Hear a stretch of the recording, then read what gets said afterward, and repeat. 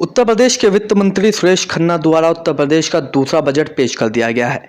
करीबन 7 लाख करोड़ का बजट है और इस बजट में शिक्षा, चिकित्सा, सुरक्षा, महिला, किसानों का विशेषकर ध्यान रखा गया है। काफ़ी लोगों से हमने इस बजट को लेकर बात की, सबकी अपनी अलग अलग राय है। कुछ लोगों का कहना है कि जनहित के लिए बजट है, कुछ लोगों का कहना है ये उत्तर प्रदेश का बजट नहीं बल्कि 2024 के लोकसभा चुनाव को देखते हुए जनता को लुभाने के लिए इस बजट को पेश किया गया है। आज इसी बजट पर बात करने के लिए भाजपा के वरिष्ठ नेता, पूर्व में मंत्री रहे सच्चिदानंद पोखरियाल इस वक्त हमारे साथ मौजूद हैं। उनका इस बजट को लेकर क्या कुछ कहना है, क्या कुछ उनके विचार हैं, किस नजरिए से वो इस बजट को देखते हैं, सीधा उनका रुख करते हैं। मंत्री जी, बहुत बहुत स्वागत है आपका हमारे चैनल सिटी न्यूज में। उत्तर प्रदेश के वित्त मंत्री सुरेश खन्ना जी द्वारा दूसरा बजट पेश कर दिया गया, किस तरह से देखते हैं बजट को? आज़ादी के अमृत महोत्सव में पेश किया गया यह बजट प्रदेश की दशा और दिशा निर्धारित करने वाला है और अब तक के प्रदेश के इतिहास में ये सबसे भारी भरकम बजट पेश किया गया है।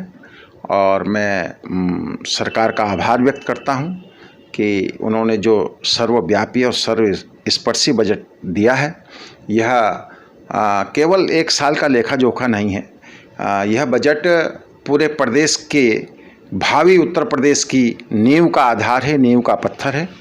और योगी जी तो अपने आप में योगी जी हैं ही, और उनकी सरकार, योगियों का तो जो विजन होता है, जो ध्येय होता है, जो लक्ष्य होता है, वो परमार्थी है, परोपकारी है। वो तो चाहते हैं कि हमारे बदन के तन के कपड़े भी अगर किसी दूसरे के काम आ जाएं, तो ऐसी इच्छा हमारे मोदी जी और योगी जी रखते हैं। और मुझे लगता है कि बहुत सारे लोग कह रहे हैं कि ये केंद्र सरकार की बजट की प्रतिछाया है। मुझे बड़ा अच्छा लग रहा है ऐसा सुन करके।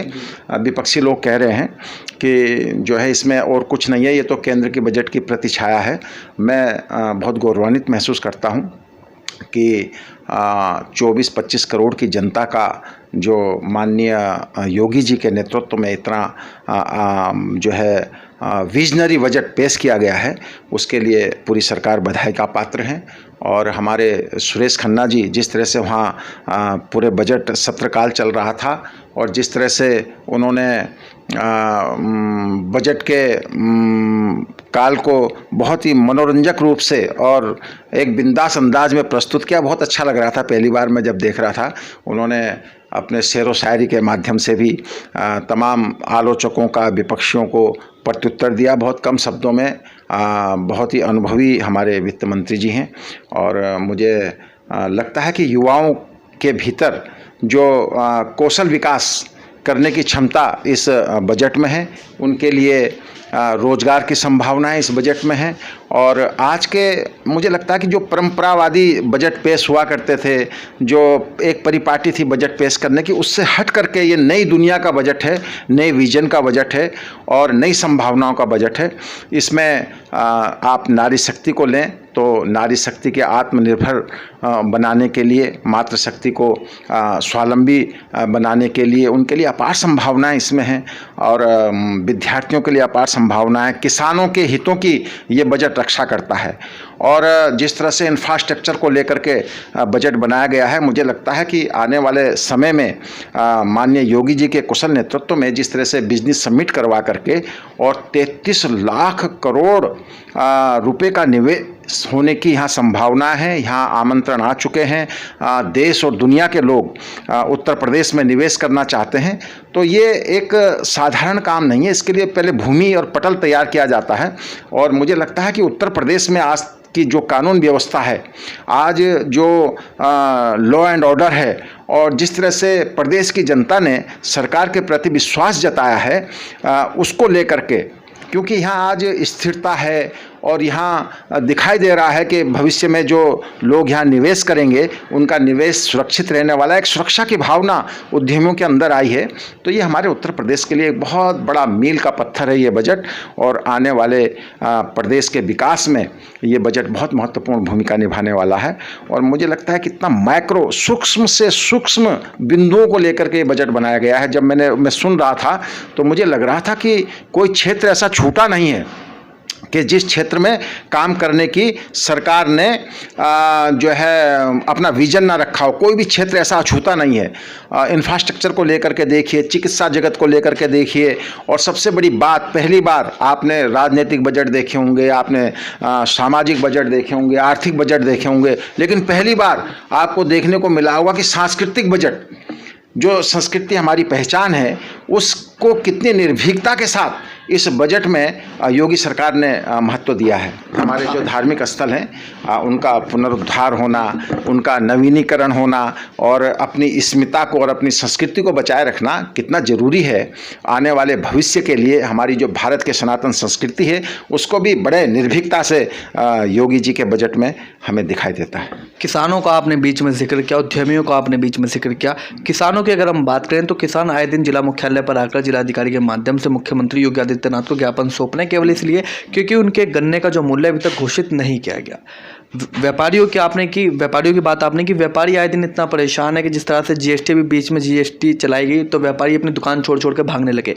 व्यापारी को कहना है कि जीएसटी वाले हमको परेशान कर रहे हैं, जानबूझकर कुछ ना कुछ कानून निकाल रहे हैं जिससे कि व्यापारियों का उत्पीड़न किया जा रहा है। क्या कुछ कहेंगे? ये बहुत अच्छी बात है कि अगर समस्याएं हैं उनके समाधान के लिए जिनके साथ समस्याएं वो समस्याएं लेकर आ रहे हैं, उनकी सुनवाई हो रही है और उनको बहुत गंभीरता से सुना जा रहा है। ये बहुत प्रदेश के लिए भी और देश की जनता के लिए भी, प्रदेश की जनता के लिए बहुत अच्छी व्यवस्था है। सरकार होती इसीलिए है। आपने देखा होगा पहले जो सरकारें होती थी इतनी निरंकुश होती थी कि लोग समस्या लेकर के जाते नहीं थे। जब समस्या लेके जाएंगे तभी उनका निदान होगा। और ऐसा नहीं है कि सरकार के पास कोई जादू की छड़ी होती है कि वो छड़ी घुमाई और सारी समस्याएं लुप्त हो गई, ऐसा नहीं होता। जब तक ये सृष्टि रहने वाली है तब तक समस्याएं रहने वाली हैं और इस सरकार और कानून और ये व्यवस्थाएं उनका समाधान करने के लिए बनी हैं। और मुझे बहुत हर्ष होता है कि किसान लोग, उद्यमी लोग, व्यापारी लोग, उनके साथ कोई समस्याएं आती हैं तो आज हमारी सरकार गंभीरता से उनका निवारण करती है। ये बहुत अच्छी बात है। सरकार कहाँ निवारण करें? इतने समय से किसान धरना प्रदर्शन कर रहे हैं, उसके बावजूद भी अभी तक गन्ना मूल्य घोषित नहीं हुआ। आपने देखा होगा कि हमारी सरकार ने, आप आंकड़े उठा के देखिए, आप अगर इन विषयों पर मैं आंकड़े प्रस्तुत करूं तो बहुत लंबा समय लगेगा। इतनी खरीद, चाहे वो रबी की फसल की हो, खरीफ की फसल की हो, गन्ने का भुगतान हो, आप आंकड़े उठा करके देखिए। हमारी योगी सरकार में किसानों की जो समस्या हैं उनका अगर आप जो है वो देखेंगे, आंकड़े देखेंगे तो विगत सरकारों की अपेक्षा हमारे यहाँ किसानों के हित इतने सुरक्षित हुए हैं। उनको जो है फसल बीमा से लेकर के उनकी जो समस्याएं थी, आपदाएं हैं, उनमें इतना जो है अनुदान उत्तर प्रदेश सरकार दे रही है, भारत सरकार दे रही है कि इतने आप आंकड़े उठा करके देखिए, किसी भी सरकार ने आज तक इतने महत्वपूर्ण निर्णय नहीं लिए, किसान हित के निर्णय नहीं लिए। और उनके लिए अभी हमारी सरकार ने, मुझे लगता है कि 851 करोड़ रुपए का एक अलग से एक उनके लिए एक पाठशाला, जिसके माध्यम से हम किसानों तक घर घर जाएंगे और एक पाठशाला लगाएंगे, नए एग्रीकल्चर को कैसे विकसित कर सकते हैं, उस पर 851-52 करोड़ रुपए का एक अलग से प्रावधान उस बजट के लिए भी रखा है किसान हितों के लिए। कैमरा पर्सन दीपक कुमार के साथ सिटी न्यूज़ के लिए मैं विशाल रावत।